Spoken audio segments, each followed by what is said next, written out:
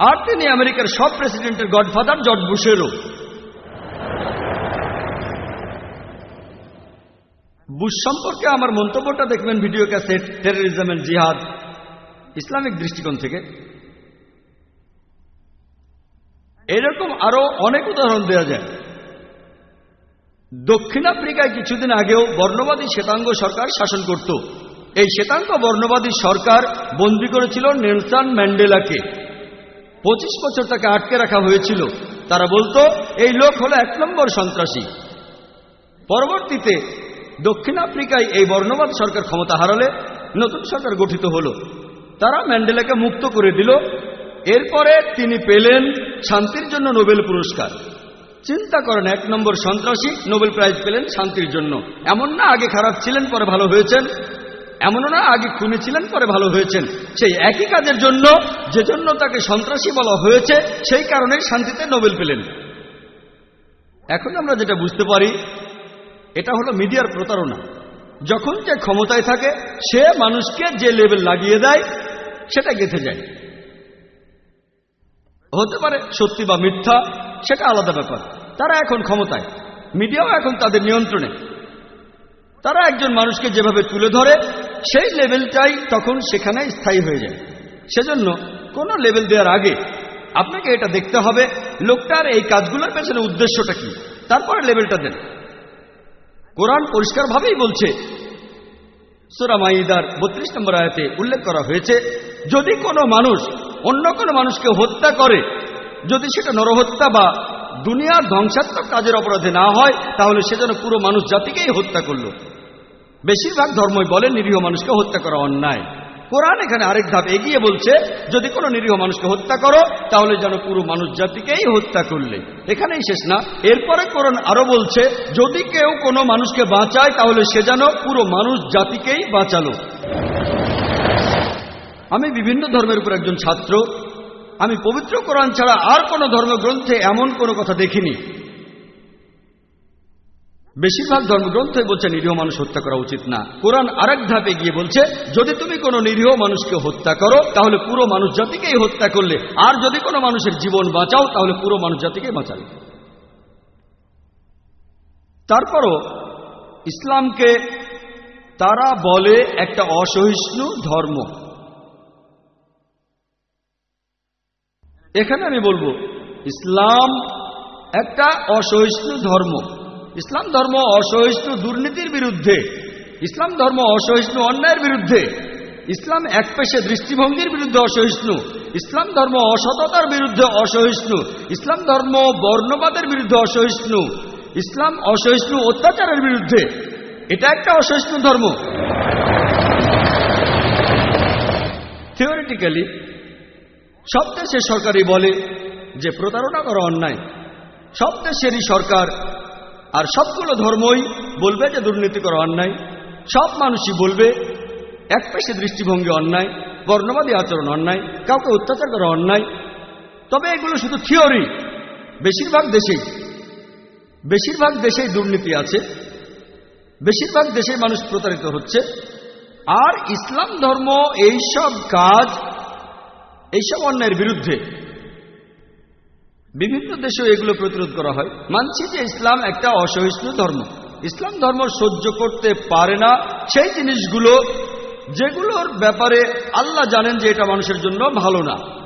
আর এখন অনেকেই এভাবে ভাবে এটা সমাজের একটা অবিচ্ছেদ্য অংশ। তারা ভাবে যদি আমি এই কাজগুলো করি তাহলে আমি উন্নত। তাহলে ইসলাম সেই সব জিনিসের প্রতি অসহিষ্ণু যেগুলোর ব্যাপারে আল্লাহ জানেন সেগুলো মানুষের জন্য ভালো না, আর অনেকে ভাবে সেগুলো তাদের জন্য ভালো। ইসলাম অসহিষ্ণু অ্যালকোহলের বিরুদ্ধে, ইসলাম অসহিষ্ণু মাদকদ্রব্যের বিরুদ্ধে, অশ্লীলতার বিরুদ্ধে, পতিতাবৃত্তির বিরুদ্ধে, ব্যভিচারের বিরুদ্ধে, জিনা করার বিরুদ্ধে। ইসলাম একটা অসহিষ্ণু ধর্ম। ইসলাম ধর্ম অসহিষ্ণু সমাজের খারাপ জিনিসগুলোর বিরুদ্ধে। কারণ যদি এই জিনিসগুলোর বিরুদ্ধে অসহিষ্ণু থাকি, শুধুমাত্র তখনই আমরা মানবতার সমস্যাগুলোর সমাধান পাব। অনেকেই হয়তো এখানে বলবে, ও ইসলাম অসহিষ্ণু ধর্ম নয়, ইসলাম পাপের বিরুদ্ধে অসহিষ্ণু। যেগুলো ভালো ইসলাম সেগুলোর প্রতি সহিষ্ণু। ইসলাম ধর্ম কারো উপর জবরদস্তি করে না। আল্লাহ পবিত্র কোরআনে সূরা বাকারার 256 নম্বর আয়াতে বলেছেন, লা ইকরাহা ফিদ্দিন, দিন সম্পর্কে কোনো জবরদস্তি নাই। মানুষ আয়াতটার এটুকু বলে থেমে যায়, এখানে আয়াতটা শেষ হয়নি, আরো আছে। লা ইকরাহা ফিদ্দিন, দিন সম্পর্কে জবরদস্তি নাই। সত্য সুস্পষ্ট হচ্ছে মিথ্যা থেকে। আমরা সত্যটাকে তুলে ধরব। যদি আপনারা গ্রহণ করতে চান করেন, যদি গ্রহণ করতে না চান কোনো সমস্যা নেই। কেউ আপনাকে তরবারি বা বন্দুকের মুখে ইসলাম গ্রহণ করতে বাধ্য করতে পারবে না। এদিক দিয়ে দেখলে ইসলাম হলো সবচেয়ে সহিষ্ণু ধর্ম। যদি ভালো করে দেখেন, বেশিরভাগ ধর্মই বিভিন্ন ভালো কথা বলে। তাহলে অন্য ধর্মের সাথে ইসলামের পার্থক্যটা আসলে কোথায়? ইসলামের সাথে অন্যান্য ধর্মের পার্থক্যটা হচ্ছে যে ইসলাম ভালো কথা বলার পাশাপাশি আমাদের দেখিয়ে দেয় কিভাবে আমরা সেই ভালো অবস্থান অর্জন করব। যেমন ধরেন, বেশিরভাগ ধর্মই বলে চুরি করা উচিত না। হিন্দু ধর্ম বলে, খ্রিস্টান ধর্ম বলে, ইসলামও একই কথা বলে। তাহলে ইসলামের সাথে অন্যান্য ধর্মের পার্থক্যটা কোথায়? পার্থক্যটা হচ্ছে ইসলাম চুরি করতে নিষেধ করার পাশাপাশি আমাদের দেখিয়ে দেয় কিভাবে সেই অবস্থানে যাব যেখানে কেউ চুরি করবে না। ইসলামে জাকাত নামে একটা প্রথা আছে। ইসলাম ধর্মের একটা স্তম্ভ হলো জাকাত, যে প্রত্যেক ধনী লোক যার সঞ্চয়ের পরিমাণ তার নিসাবের স্তরের উপরে, অর্থাৎ 85 গ্রাম সোনার চাইতে বেশি, সেই লোক তখন তার সম্পত্তির মোট 2.5% প্রতি হিজরি সালে গরিব মানুষদের মাঝে দান করে দেবে। যদি প্রত্যেক ধনী মুসলিম দান করে, জাকাত দেয়, পৃথিবী থেকে দারিদ্র তাহলে বিলুপ্ত হয়ে যাবে। তখন পৃথিবীতে একটা মানুষও না খেয়ে মরবে না।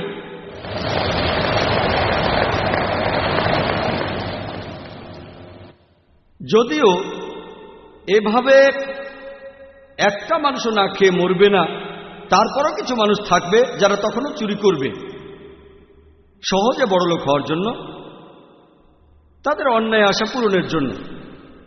ইসলাম এটারও একটা সমাধান দিয়েছে। জাকাতের পর আল্লাহ তাআলা পবিত্র কোরআনে বলেছেন, সূরা মাইদার 38 নম্বর আয়াতে উল্লেখ করা হয়েছে, কোন চোর হোক সে পুরুষ বা নারী, চুরি করলে তার হাত কেটে ফেলো। আল্লাহ তাআলার পক্ষ হতে এটাই আদর্শ দণ্ড। অমুসলিমরা বলবে হাত কেটে ফেলবেন।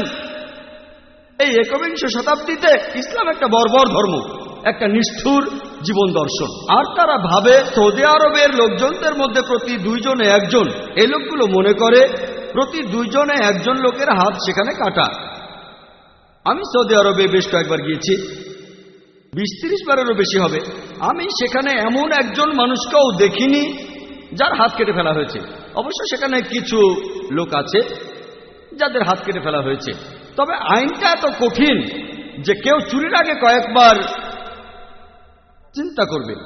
এমন না যে সৌদি আরবের পুলিশ খুব বুদ্ধিমান, তারা খুব দক্ষ। আসলে আইনটাই খুব কঠিন। যখনই এই আইনটা প্রয়োগ করবেন তখনই রেজাল্ট পাবেন।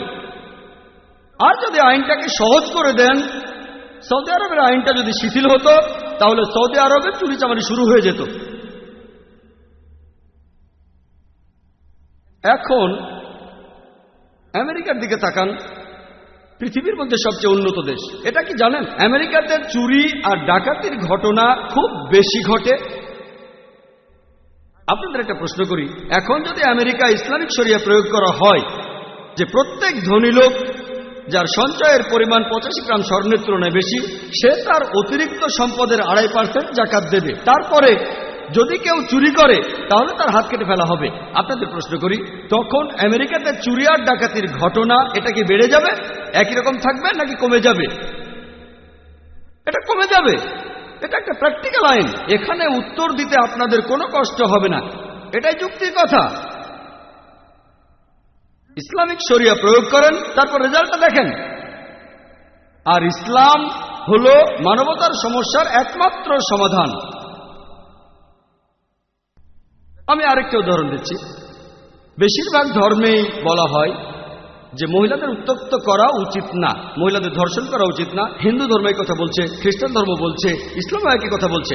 তাহলে অন্যান্য ধর্ম, সেগুলোর সাথে ইসলামের পার্থক্যটা কোথায়? পার্থক্য হচ্ছে ইসলাম বলার পাশাপাশি যে মহিলাদের উত্ত্যক্ত করবে না, তোমরা মহিলাদের ধর্ষণ করবে না, তারপর উপায় দেখিয়ে দিচ্ছে যে কিভাবে আমরা এমন একটা সমাজ গড়ব যেখানে কোনো মহিলাকে উত্ত্যক্ত বা ধর্ষণ করা হয় না।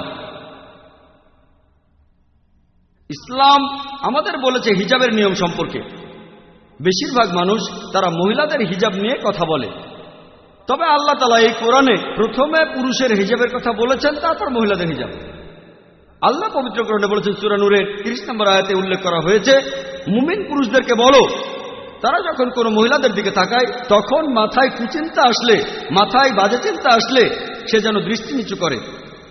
এরকম একজন মুসলিম ছিল, একজন মুসলিম, সে একটা মেয়েকে অনেকক্ষণ ধরে দেখছিল। আমি বললাম, ভাই আপনি কি করছেন? ইসলামে তো এটার অনুমতি নেই। সে আমাকে বলল, আমাদের প্রিয় নবীজি বলেছেন যে প্রথম দৃষ্টিটা ক্ষমা করা হবে, দ্বিতীয়টা নিষিদ্ধ।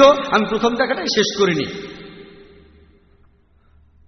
প্রথমটা ক্ষমা করা হবে, দ্বিতীয়টা নিষিদ্ধ, এটা দিয়ে নবীজি কি বুঝিয়েছেন? তার মানে এই না যে আপনি 10 মিনিট একটা মেয়ের দিকে তাকিয়ে থাকবেন আর বলবেন আমার প্রথম দেখাটাই শেষ করতে পারিনি। নবীজি বলেছেন যে অনিচ্ছাকৃত ভাবে যদি কোনো মেয়ের দিকে তাকান, সেদিকে আবার তাকাবেন না, দ্বিতীয়বার তাকে দেখবেন না। পরের আয়াতে বলা হয়েছে মহিলাদের হিজাবের কথা।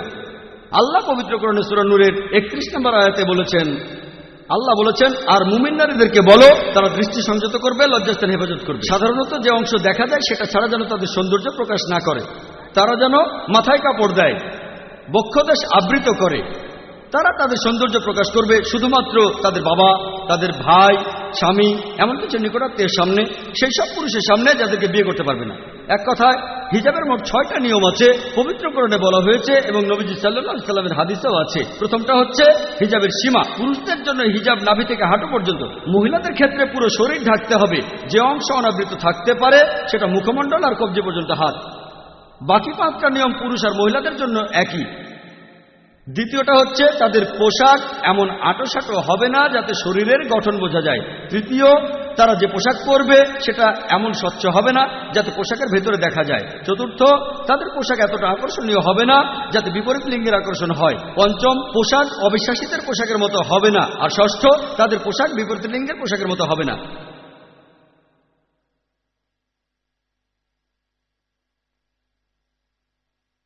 কোরআন বলছে, সূরা আহজাবের 59 নম্বর আয়াতে উল্লেখ করা হয়েছে, হে নবী তোমার স্ত্রীদের বলো, কন্যাদের বলো আর মুমিন নারীদের বলো যে তারা যখন বাইরে যাবে তখন যেন তারা চাদর পরে নেয়, তারা যেন ওভারকোট পরে যাতে করে তাদের সবাই চিনতে পারে, ফলে তাদেরকে উত্ত্যক্ত করবে না। কোরআন বলছে মহিলাদের জন্য হিজাবের ব্যবস্থা করা হয়েছে যাতে করে তাদেরকে সবাই চিনতে পারে আর কেউ যেন তাদের উত্ত্যক্ত না করে। আমি আপনাদের একটা সহজ প্রশ্ন করি, যে ধরেন 2 জন বোন, তারা যমজ বোন, দুজনেই খুব সুন্দরী, দুজনে একই রকম সুন্দরী, আর তাদের একজন সে পশ্চিমাদের মতো পোশাক পরেছে, মিনিস্কার্ট আর শার্ট, আর তার যমজ বোন সে ইসলামিক হিজাব পরেছে, পুরো শরীর ঢাকা, শুধু মুখমণ্ডল আর কবজি পর্যন্ত হাত খোলা। ধরেন রাস্তা দিয়ে তারা হেঁটে যাচ্ছে, মনে করেন বোম্বেতে কোনো রাস্তা দিয়ে হেঁটে যাচ্ছে, অনেকেই তাদের খেয়াল করছে। ধরেন তারা বোম্বের কোনো রাস্তা দিয়ে হেঁটে যাচ্ছে, তখন সেই রাস্তার পাশে এক মাস্তান সেখানে শিকারের জন্য অপেক্ষা করছে, মেয়েদের উত্ত্যক্ত করার জন্য। আপনাদের প্রশ্ন করি, সে কোন মেয়েটাকে উত্ত্যক্ত করবে? সে কি মিনিস্কার্ট পরা সেই মেয়েটাকে উত্ত্যক্ত করবে, নাকি হিজাব পরা মেয়েটাকে উত্ত্যক্ত করবে? সে কাকে উত্ত্যক্ত করবে? মাস্তানটা উত্ত্যক্ত করবে মিনিস্কার্ট পরা মেয়েটাকে। কোরআন সেজন্য বলছে মহিলাদের জন্য হিজাবের ব্যবস্থা করা হয়েছে যাতে করে তারা বাইরে গেলে তাদের চিনতে পারে, যাতে করে কেউ তাদের উত্ত্যক্ত না করে। এরপরে ইসলামিক শরিয়া বলছে কোন পুরুষ কোন মহিলাকে ধর্ষণ করলে তাকে সর্বোচ্চ শাস্তি দেয়া হবে মৃত্যুদণ্ড। অনেক অমুসলিমই বলবে মৃত্যুদণ্ড? বর্তমানের বিজ্ঞান আর প্রযুক্তির যুগে এই একবিংশ শতাব্দীতে ইসলাম একটা বর্বর ধর্ম, এটা একটা নিষ্ঠুর জীবন দর্শন। কিন্তু যদি তাদের প্রশ্ন করেন, আমি একটা প্রশ্ন করেছি প্রায় 2000 অমুসলিমকে, যে আল্লাহ না করুক ধরেন কেউ ধর্ষণ করলো আপনার মাকে বা ধর্ষণ করলো আপনার বোনকে, আর ধরেন সেখানে আপনি বিচারক এবং সেই ধর্ষককে আপনার সামনে আনা হলো, ওই ধর্ষককে আপনি কি শাস্তি দেবেন? বিশ্বাস করেন 100% সেই অমুসলিমদের সবাই বলেছে আমি মৃত্যুদণ্ড দেব। অনেকে আমাকে বলেছে তাকে খুব যন্ত্রণা দিয়ে হত্যা করব। সেখানে একজন খুব স্মার্ট লোক অন্যরকম বলেছিল। সে আমাকে বলেছিল, ভাই জাকির, আমি তাকে দেব 5 বছরের কারাদণ্ড। বললাম ভালো।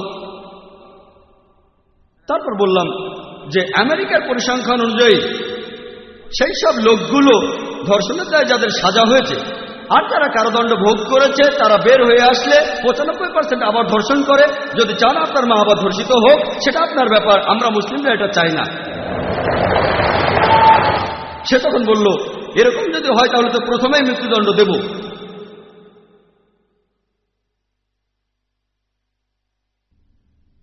বর্তমানে আমেরিকা হচ্ছে পৃথিবীর সবচেয়ে উন্নত দেশ। আপনারা কি জানেন যে আমেরিকাতে ধর্ষণের সংখ্যা খুব বেশি? শুধুমাত্র FBI এর 90 সালের পরিসংখ্যানই বলছে প্রতিদিন 1756 জন ধর্ষিত হয়েছে। এরপর 96 সালের পরিসংখ্যান সেটা বলছে যে গড়ে প্রতিদিন 2713 জন মহিলা ধর্ষিত হয়েছে। তার মানে আমেরিকায় প্রতি 32 সেকেন্ডে একজন মহিলা ধর্ষিত হয়েছে। আমরা এই অনুষ্ঠানে আছি প্রায় 1.5 ঘন্টা। আমেরিকায় হয়তো শখানেক মহিলা ধর্ষিত হয়ে গেছে যতক্ষণ আমরা এখানে আছি। আপনাদের একটা প্রশ্ন করি, যদি আমরা আমেরিকায় ইসলামিক শরিয়া প্রয়োগ করি, যদি কোনো পুরুষ কোনো মহিলার দিকে তাকায় তার মনে কোনো খারাপ চিন্তা আসলে সে দৃষ্টি নিচু করবে। এরপরে প্রত্যেক মহিলা তারা খুব ভদ্রভাবে থাকবে, পুরো শরীর ঢাকা, শুধু মুখ আর হাতের কবজি খোলা থাকবে। তারপরেও কোনো পুরুষ ধর্ষণ করলে সে সর্বোচ্চ শাস্তি পাবে, মৃত্যুদণ্ড। আমি আপনাদের প্রশ্ন করি, আমেরিকাতে মহিলা ধর্ষণের হার সেটা কি বাড়বে নাকি একই রকম থাকবে না কমে যাবে? এটা কমে যাবে। সহজ প্রশ্ন, সহজ উত্তর। এগুলো জানতে বিশেষজ্ঞ হওয়া লাগবে না। শরিয়া প্রয়োগ করেন তাহলে ফলাফল পাবেন। তবে যেহেতু সমাধানটা দিচ্ছে ইসলাম, তাই তারা হজম করতে পারে না। এই কয়েক বছর আগে ইন্ডিয়ার স্বরাষ্ট্রমন্ত্রী LK আদবানি তিনি পার্লামেন্টে বলেছিলেন, প্রস্তাব করেছিলেন যে ইন্ডিয়াতেও একজন ধর্ষকের শাস্তি হওয়া উচিত, মৃত্যুদণ্ড। আর আমি সেজন্য তাকে অভিনন্দন জানাই। আমি হয়তো তার অনেক কথাই মানি না, তবে এই বক্তব্যটার কথা বললে আমি তার সঙ্গে একমত যে ধর্ষকের শাস্তি মৃত্যুদণ্ড। হয়তো এর পরের স্বরাষ্ট্রমন্ত্রী বলবেন যে ইন্ডিয়াতে প্রত্যেক মহিলা তারা সবাই হিজাব পরবে ইনশাআল্লাহ। যদি চান যে ইন্ডিয়াতে কোনো মহিলা ধর্ষিত হবে না, পৃথিবীর যে কোনো জায়গায়, সেটা হোক আমেরিকা বা ইংল্যান্ড, ইসলামিক শরিয়া প্রয়োগ করেন, আপনি এর ফলাফল পাবেন তাড়াতাড়ি। এই কারণে পৃথিবীতে সবচেয়ে কম ধর্ষণের ঘটনা ঘটে যে দেশটাতে, সেটা সৌদি আরব। যে দেশ ইসলামিক শরিয়া প্রয়োগ করবে তারা যে অংশটা প্রয়োগ করবে তখন তার ফলাফল পাবে, আর যে অংশটা প্রয়োগ করবে না তার ফলাফল পাবে না। তারা আরো বলে যে ইসলাম হলো এমন একটা ধর্ম যেটা মহিলাদের উপর অত্যাচার করে, মহিলাদের সম্মান করে না। বিস্তারিত উত্তরটা জানার জন্য আপনারা আমার ভিডিও ক্যাসেট দেখতে পারেন, ইসলামে নারীর অধিকার। এখানে সময় কম তাই বিস্তারিত বলবো না। তবে যদি আপনারা ভালো করে দেখেন যে পশ্চিমা সমাজ মহিলাদের সম্মান দেওয়ার নামে তারা আসলে তাদের অসম্মান করছে। তারা মহিলাদের নাকি উঁচু আসন বসিয়েছে, কিন্তু আসলে এই ছদ্মবেশে মহিলাদের সম্মান ধুলোয় মিশাচ্ছে, তাদের প্রতারিত করছে, তাদের শরীরের উপর অত্যাচার করছে। পশ্চিমা বিশ্ব মহিলাদের উঁচু অবস্থানে বসানোর কথা বললেও আসলে তাদের নিচে নামিয়ে দিয়েছে, তাদেরকে বানিয়েছে উপপত্নী, রক্ষিতা আর আমোদ প্রমোদের সঙ্গী। মহিলারা মনোরঞ্জন করে তাদের যারা রয়েছে আর্ট আর কালচারের রঙিন পর্দার পেছনে। এইসব আর্ট কালচার আর নারী স্বাধীনতার নামে পশ্চিমা বিশ্ব কি করছে দেখেন। আমাদের মেয়েদের বিক্রি করছে, আমাদের মায়েদের বিক্রি করছে, আমাদের বোনদের বিক্রি করছে। আর ইন্ডিয়া, আপনারা দেখবেন যে পশ্চিমা বিশ্ব যেটা করছে ইন্ডিয়ার সেটা শুরু করে দিয়েছে। ভালো কাজে অনুসরণ করলে কোনো আপত্তি নেই। আমি যখন স্কুলে ছিলাম 20 বছরেরও বেশি সময় আগে, বেশিরভাগ নিউজ পেপারেই অশ্লীল ছবি থাকতো না। তখনকার পেপারে দেখা যেত অশ্লীল ছবি কম থাকতো, কিন্তু এখন আপনারা যে কোনো নিউজ পেপার দেখেন, হোক leading news paper, daily news paper, তাদের বেশিরভাগ প্রায় সবগুলো পেপারে অশ্লীল ছবি দেখবেন। এমনকি খেলার পাতাতেও সেখানে কি দেখবেন, ফুটবল স্টার তার গার্লফ্রেন্ডের সাথে ফুটবলের কি সম্পর্কটা? পেপারের কাটতি বাড়াতে চায়। নারী স্বাধীনতা, রোনালদিনহো, আরো কি যেন নাম, আমি ফুটবল স্টারদের তেমন নাম জানি না। তার গার্লফ্রেন্ডের সাথে ছবি। ক্রিকেটারদের ছবি দেখবেন, সেখানেও তাদের গার্লফ্রেন্ড।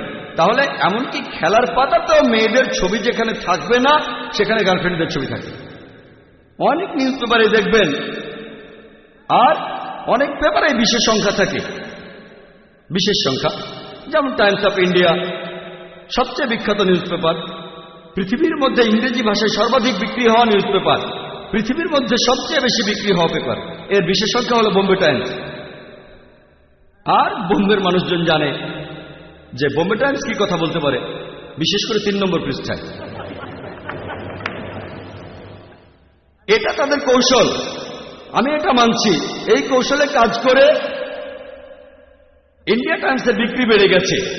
আমি শুধুমাত্র টাইমস অফ ইন্ডিয়ার সমালোচনাই করছি না, এই পত্রিকাটার নাম বলছি কারণ আমি এটা প্রত্যেকদিন পড়ি। অন্য যে কোনো নিউজ পেপার নিয়ে বলেন, DNA, Hindustan Times, Indian Times, উপরে বা নিচে কম বা বেশি আপনারা ছবি দেখবেন অর্ধনগ্ন মহিলাদের। নারী স্বাধীনতার নামে এইসব হচ্ছে। আমি একদিন আমার হকারকে বললাম যে পেপার দিয়ে যায়, আমাকে তুমি শুধু টাইমস অফ ইন্ডিয়া দিয়ে যাবে, বোম্বে টাইমস আর কখনো দেবে না। সে বলল, স্যার এটা তো ফ্রি, এটা ফ্রি পাচ্ছেন আপনি। বললাম, এরপরে বোম্বে টাইমস দিলে তোমাকে টাকা দেব না। তার কথা হলো এটা ফ্রি। চিন্তা নেই স্যার, এটা তো ফ্রি। আমি বলছি লাগবে না, আমাকে শুধু নিউজ পেপারটা দেবে। এটা বলেছিলাম কয়েক বছর আগে। কিন্তু এখন মেইন নিউজ পেপারেও দেখবেন বিভিন্ন মহিলার ছবি, হোক সেটা খেলার খবরে অথবা আন্তর্জাতিক খবরে অথবা একেবারে প্রথম পাতায়, সব জায়গাতে মহিলাদের ছবি দেখবেন। আর সেজন্য নিউজ পেপারগুলোর কাটতিও বেড়ে গেছে। এগুলো করা হয় নারী স্বাধীনতার দোহাই দিয়ে, আর্ট আর কালচারের দোহাই দিয়ে। বিভিন্ন অ্যাডে আপনারা দেখবেন বেশিরভাগ অ্যাডেই মহিলা থাকে। যদি আপনারা মোটরসাইকেলের অ্যাড দেখেন, হোক সেটা ইন্ডিয়া বা অন্য কোনো দেশে, কতজন মহিলা মোটরসাইকেল চালায়? কতজন? পার্সেন্টেজে 1%-এরও কম। ইন্ডিয়াতে 1%-এরও কম, আর অন্যান্য দেশেও। কিন্তু দেখবেন মোটরসাইকেলের অ্যাডে অবশ্যই মহিলা থাকবে। কি জন্য? একবার আমি শুনেছিলাম যে খুব বিখ্যাত বিএমডব্লিউ এর অ্যাড। বিএমডব্লিউ এর অ্যাড খুব বিখ্যাত। বিএমডব্লিউ গাড়ি, এটা মার্সিডিজ বেঞ্জের মতো এই দামি গাড়ি। কম বয়সীদের জন্য বিএমডব্লিউ খুব প্রিয়। এর পিকআপ ভালো, অনেক দ্রুত চলে। একবার শুনেছিলাম যে বিএমডব্লিউ গাড়ির একটা অ্যাডে গাড়ির সামনে একটা মেয়ে বিকিনি পরে দাঁড়িয়ে আছে গাড়ির সামনে, আর লেখা আছে, এখনই একে চালানো শুরু করুন। মেয়েটাকে না গাড়িটাকে? এটা আপনারা কি করছেন? বিক্রি করছেন আপনার মেয়েদের, মায়েদের, বোনদের। ইসলাম এইরকম কোন নারী স্বাধীনতায় বিশ্বাস করে না। যদি আপনি বলেন এটাই হলো নারী স্বাধীনতা, তাহলে এটার কোনো প্রয়োজন নেই।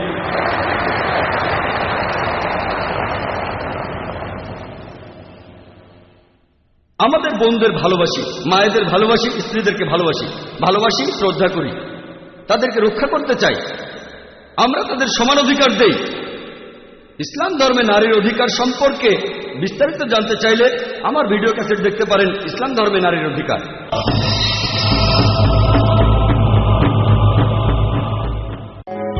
বাবা, ইউ আর রিয়েলি গ্রেট। তোমার সিদ্ধান্তই সঠিক। সন্তানকে আইআইইউসি ঢাকা ক্যাম্পাসে ভর্তি করে আমি নিশ্চিত।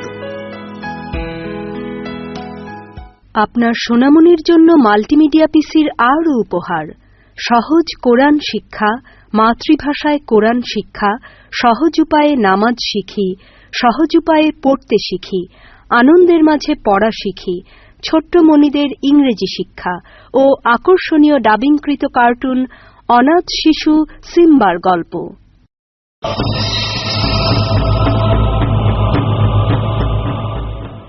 আমার লেকচার শেষ করার আগে আরেকটা ভুল ধারণা নিয়ে ব্যাখ্যা করব যে ইসলাম নাকি তরবারি দিয়ে ছড়ানো হয়েছে।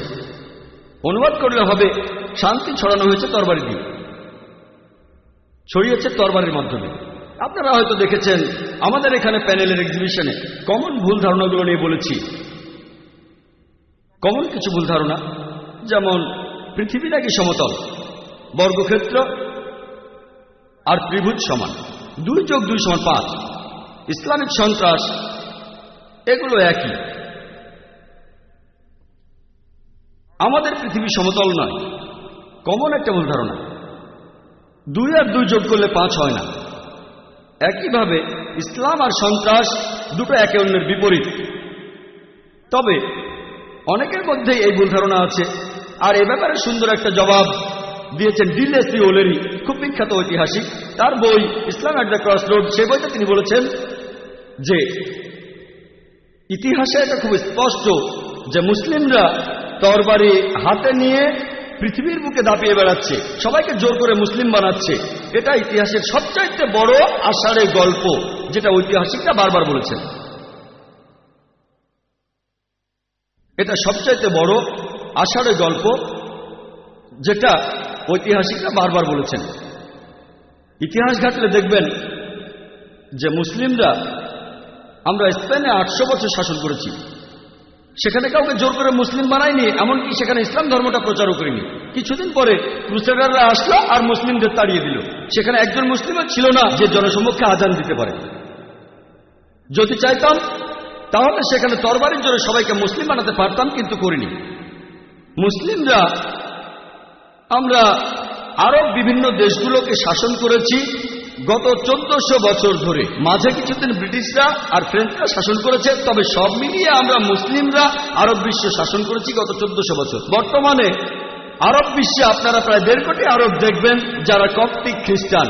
কপ্টিক খ্রিস্টান মানে বংশ পরম্পরায় খ্রিস্টান। আরব বিশ্বের এই 1.5 কোটি কপ্টিক খ্রিস্টান, তারাই শাহাদা দিচ্ছে, তারাই সাক্ষ্য দিচ্ছে যে ইসলাম ধর্মকে তরবারির মাধ্যমে ছড়ানো হয়নি। মুসলিমরা আমরা এই ইন্ডিয়ায় শাসন করেছি গত 1000 বছর মোগলরা। যদি আমরা চাইতাম তাহলে জোর করে প্রত্যেক ইন্ডিয়ানকে তরবারির মাধ্যমে মুসলিম বানাতে পারতাম, কিন্তু আমরা সেটা করিনি। বর্তমানে ইন্ডিয়ার জনসংখ্যার 80%-এরও বেশি তারা অমুসলিম। এই 80% অমুসলিম ইন্ডিয়ান তারাই শাহাদা দিচ্ছে, তারাই সাক্ষ্য দিচ্ছে যে ইসলাম তরবারির মাধ্যমে ছড়ানো হয়নি। পৃথিবীর যে দেশে মুসলিম সবচাইতে বেশি সেটা ইন্দোনেশিয়া। ইন্দোনেশিয়াতে কোন আর্মি গিয়েছিল? মালয়েশিয়াতে কোন আর্মি গিয়েছিল যে দেশের অর্ধেকের বেশি মানুষ মুসলিম? আফ্রিকার পূর্ব উপকূলে কোন আর্মি গিয়েছিল? কোন তরবারি? এটা হলো বুদ্ধির তরবারি। আল্লাহ পবিত্রকরণে বলেছেন, সূরা নাহালের 125 নম্বর আয়াতে উল্লেখ করা হয়েছে, উদু ইলা সাবিলি রাব্বিকা বিল হিকমা ওয়াল মাউইজাতিল হাসানা ওয়াজাদিলহুম বিল্লাতি আহসান। মানুষকে তোমার প্রতিপালকের পথে আহ্বান করা হিকমত ও সদুপদেশ দ্বারা তাদের সাথে তর্ক করো আর যুক্তি দেখাও সবচাইতে উত্তম আর গ্রহণযোগ্য পন্থায়। এই তরবারি হলো বুদ্ধির তরবারি, যেটা মানুষের মন জয় করে।